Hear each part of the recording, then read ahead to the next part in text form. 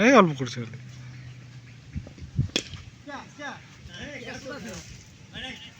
ওই এক run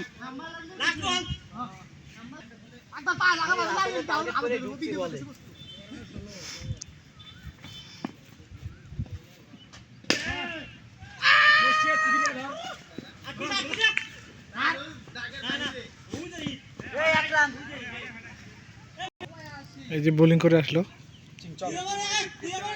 last মতো খেলে ভাই সেই মজা